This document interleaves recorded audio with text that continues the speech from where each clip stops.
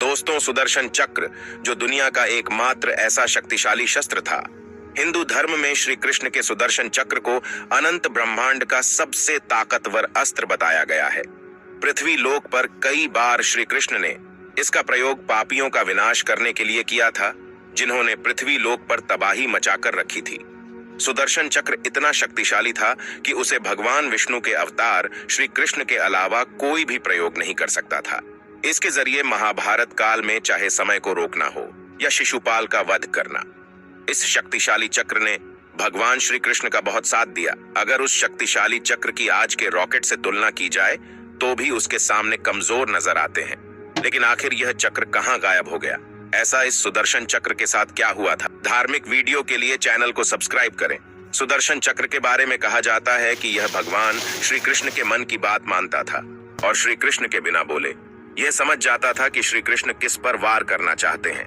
और अगर एक बार श्री कृष्ण ने सुदर्शन चक्र को किसी की ओर छोड़ दिया तो वह चाहे किसी भी लोक में छिप जाए, सुदर्शन चक्र उसका पीछा करके उसका अंत कर देता था। यह कोई आम हथियार नहीं था, बल्कि एक ऐसा हथियार था जो दुश्मन को एक ही पल में सर्वनाश कर देता था। दोस्तों, इसके बारे में मान्यता है कि यह हथियार भगवान विष्णु का था, जिसे केवल भगवान विष्णु के अवतार ही धारण कर सकते थे।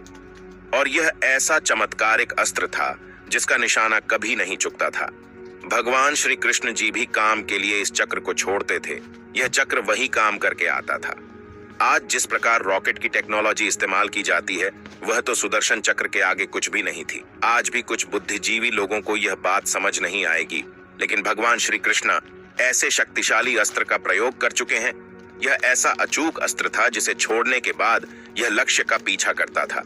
दोस्तों, कहा जाता है कि वैसे तो सुदर्शन चक्र भगवान श्री कृष्ण के पास उनके बचपन से ही था, लेकिन उस समय उन्होंने कभी भी सुदर्शन चक्र का प्रयोग नहीं किया। पर महाभारत काल के समय कई ऐसे असुर और ऐसे योद्धा थे जिनका पाप का घड़ा जब भर गया, तब उनकी मौत के लिए भगवान श्री कृष्ण ने सुदर्शन चक्र का प्रयोग किया। और यही कारण है कि जब श्री कृष्ण ने महाभारत में पांडवों की ओर से युद्ध लड़ने की बात कही तो दुर्योधन भी डर गया था, क्योंकि वह जानता था कि श्री कृष्ण चाहे तो सुदर्शन चक्र से कुछ ही समय में पूरी कौरव सेना का विनाश कर सकते हैं। पर जब श्री कृष्ण ने महाभारत के युद्ध में हथियार ना उठाने की प्रतिज्ञा ली, तब जाकर दुर्योधन शांत हुआ। पर वह नहीं जानता था कि भगवान श्री कृष्ण अगर कोई हथियार ना भी उठाए तब भी वो अधर्म का विनाश कर सकते हैं, जो कि हमें महाभारत में देखने को भी मिला। दोस्तों, श्री कृष्ण सुदर्शन चक्र को अपने दाएं हाथ की छोटी उंगली में पहनते थे, जो देखने में बिल्कुल ऐसा लगता था जैसे कोई चमकदार अंगूठी श्री कृष्ण की उंगली में तेजी से घूम रही हो। महाभारत के युद्ध में श्री कृष्ण ने आखिरी बार इस शस्त्र का प्रयोग किया था। उसके बाद सुदर्शन चक्र के इस्तेमाल का कभी कहीं जिक्र नहीं मिलता था। जब तक भगवान श्री कृष्ण पृथ्वी लोक पर रहे, तब तक श्री कृष्ण ने ही सुदर्शन चक्र का प्रयोग किया। पर क्या आपने कभी सोचा है कि जब श्री कृष्ण ने पृथ्वी लोक को छोड़ दिया तो भगवान श्री कृष्ण के इस शक्तिशाली अस्त्र सुदर्शन चक्र का क्या हुआ? क्या सुदर्शन चक्र भी श्री कृष्ण के साथ वैकुंठ चला गया, या फिर आज भी ब्रह्मांड का ये सबसे ताकतवर हथियार पृथ्वी लोक पर कहीं छुपा है? ये ऐसा सवाल है जिसका जवाब हर कोई जानना चाहता है। इस सवाल का उत्तर जाने उससे पहले यह जान लीजिए कि आखिर यह चक्र दिखने में कैसा दिखता था। दोस्तों, सुदर्शन चक्र की आकृति को लेकर भी पुराने में अलग अलग लिखा गया है। ऋग्वेद की माने तो सुदर्शन चक्र गोल आकार का था, जिसके अंदर 108 ब्लेड है। यह चक्र कहीं योजन की दूरी तय कर सकता है और एक योजन के अंदर 8 मील होते हैं। वामन पुराण में लिखा है इसका केंद्र वज्र से बना हुआ है। इसके केंद्र में 12 तीलियां है तो वहीं 6 नाभि हैं। 12 तीलियां 12 महीनों को दिखाती हैं, वह 6 नाभि 6 ऋतुओं को दिखाती है। सुदर्शन चक्र कहाँ मौजूद था, इसे लेकर भी लोगों के अलग अलग मत है। कुछ मान्यताएं यह भी मानती हैं कि यह चक्र भगवान विष्णु की तर्जनी उंगली में और भगवान श्री कृष्ण के हाथ की अंगूठी की तरह लगा हुआ था, जो हर वक्त घूमता रहता था और चमकता रहता था। विष्णु पुराण में तो यह भी लिखा है कि सुदर्शन चक्र अपना आकार भी छोटा या बड़ा कर सकता था, और सुदर्शन चक्र इतना शक्तिशाली है कि वो अपने आकार को एक तुलसी के पत्ते से भी छोटा कर सकता है, और विष्णु भगवान की आज्ञा मिलने पर अपने आकार को ब्रह्मांड से भी ज्यादा बड़ा कर सकता है। इसीलिए जब श्री कृष्ण उसे पहने थे तो ज्यादातर समय वह छोटे आकार में ही रहता था, लेकिन जब श्री कृष्ण उसे किसी पर हमला करने की आज्ञा देते थे तब वह जरूरत के अनुसार अपने आकार को बड़ा कर लेता था। लेकिन इस बात में भी आपको हैरानी होगी कि ऋग्वेद के मुताबिक यह सुदर्शन चक्र कोई अस्त्र नहीं था, बल्कि यह तो समय का चक्र था जो लगातार चलता रहता था।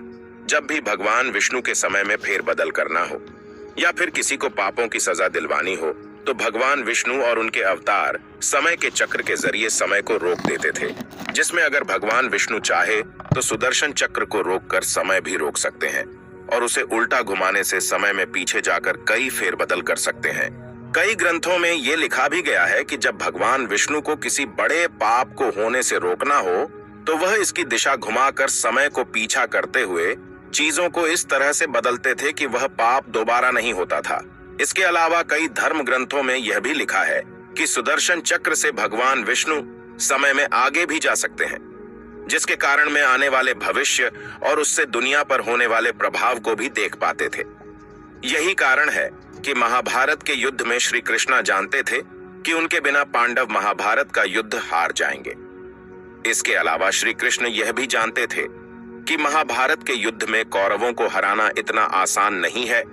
इसीलिए श्री कृष्ण ने महाभारत के युद्ध में धर्म की जीत के लिए कई बार छल का प्रयोग भी किया था। दोस्तों, सुदर्शन चक्र को लेकर लोग अलग अलग राय रखते हैं।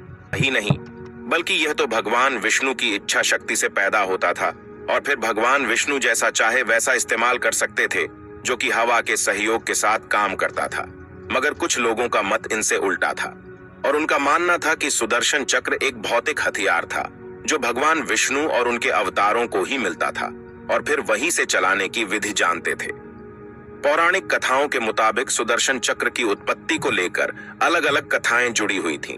शिव पुराण के मुताबिक एक भौतिक शस्त्र ही था और ये विज्ञान के मुताबिक बहुत शक्तिशाली बनाया गया था। अब आते हैं उसे सवाल पर कि आखिर यह सुदर्शन चक्र आज कहां मौजूद है। क्या वाकई में आज भी यह पृथ्वी लोक पर मौजूद है?